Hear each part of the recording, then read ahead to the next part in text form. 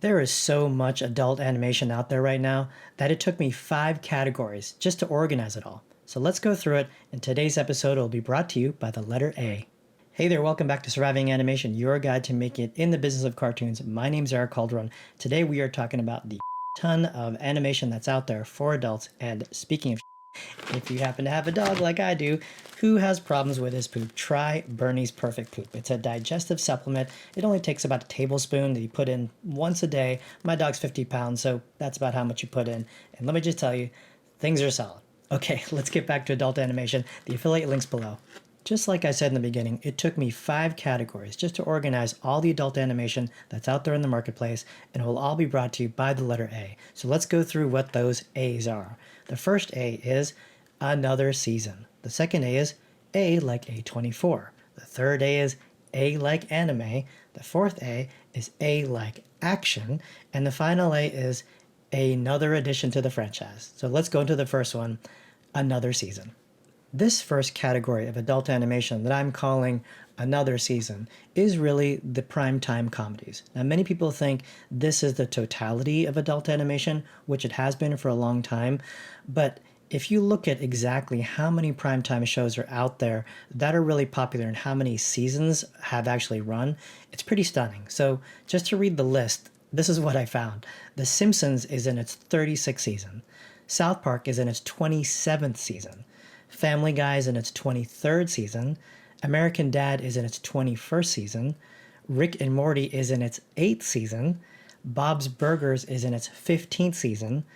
Futurama is in its anywhere from 11th to 13th season, depending on how you categorize it. It can get a little complex because it changed broadcasters and streamers. And then King of the Hill is in its 14th season. So this is a lot of adult primetime shows. And all the ones that I've read there are currently on the air. Now, one of the hallmarks of these primetime comedies is kind of the Fox brand of humor, that kind of style and that sensibility, that joke timing that we've all been used to for the past 30 years.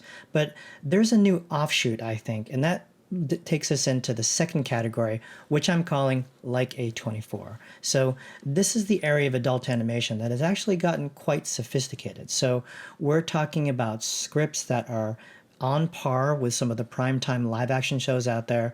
We're talking about very sophisticated, unusual filmmaking and editing and directing. And we're talking about kind of an expansion of character design that really takes these series more into the art film category. So to list off some of those, for example, the titmouse shows like Midnight Gospel, Scavenger's Reign, the Love, Death, and Robot series, specifically how Zeke got religion. Then moving into what Bandera did with Common Side Effects on Adult Swim. Bardell with its Carol and the End of the World series. Shadow Machine with the most recent long story short from the same creators of BoJack Horseman. And Sacre Blue with the independent film that won the Academy Award Flow last year. And Blue Spirit Studios with its incredible revenge story, Blue Eye Samurai. Now, I'm not going to include Arcane here for a very specific reason, which I'll talk about later. But as you can see, for the kind of visuals, from the kind of complex moral standards of these shows, and the kind of unusual filmmaking, the like A24 is probably my favorite and one of the new categories of adult animation. Okay, I'm going to briefly touch on the gigantic thing that is adult anime. As many of you know, I was part of the anime world for a long time. I still consider myself interested in that world, but it's just too big. It's just too monumental and too gigantic to summarize in a video. So I'm going to take the whole thing of adult anime and just save it for another video. I hope that's okay, but as most all of you know, adult anime is huge. Let's get into the next category of adult animation, and that's what I'm calling A for action, specifically action from video games. So video game-based animation is a gigantic trend. I think we've seen a lot of it over the past 3 to 4 years. There's a lot of companies spending a lot of money on this, and it's not just the distributors. Actually, some of the game developers are funding it themselves. And aside from the kids show, you're seeing some incredible properties out there like Arcane being one of the biggest ones, which was reportedly something like $270 million over its 2 seasons, which is it took them over a decade. You have Cyberpunk Edge Runners, which, although technically an anime, I consider in this category just because of the original showrunner Bartosz Stuber, who actually really took a heavy hand in the writing and collaboration with the production studio Trigger to make such an incredible piece of work. Then you have Dota Dragon's Blood, not to be confused with Dragon Age Absolution.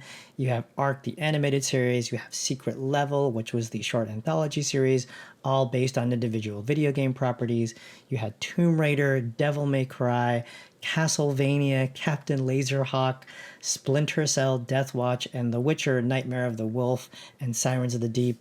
And there's more coming. There's shows in development for Among Us, for Final Fantasy, for Golden Axe, which I hear is going to be a comedy, Grounded, and the very, very cool Hyper Light Drifter, which I'm really excited about. But this entire area just has become a whole genre itself, which is adult animation action based on video games. Okay, the last category, or the last A I'm going to go into for adult animation, is another part of the franchise. So this category of adult animation is really where the TV and film world, and in many ways the superhero world, are using adult animation as a ways to expand what those intellectual properties are capable of doing. So here you've got Marvel with stuff like What If and X-Men 97, which were really some incredible pieces of filmmaking, some incredible storytelling, and really gave adult fans back what they used to love about the comics and what they remember from the 90s, bringing it back into the modern age, but with an adult and modern spin.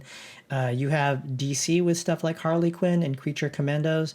I think Harley Quinn was really a vestige of the kind of DC direct-to-video business, which for a while really owned kind of the 14 plus, not necessarily adult, but kind of high teen audience.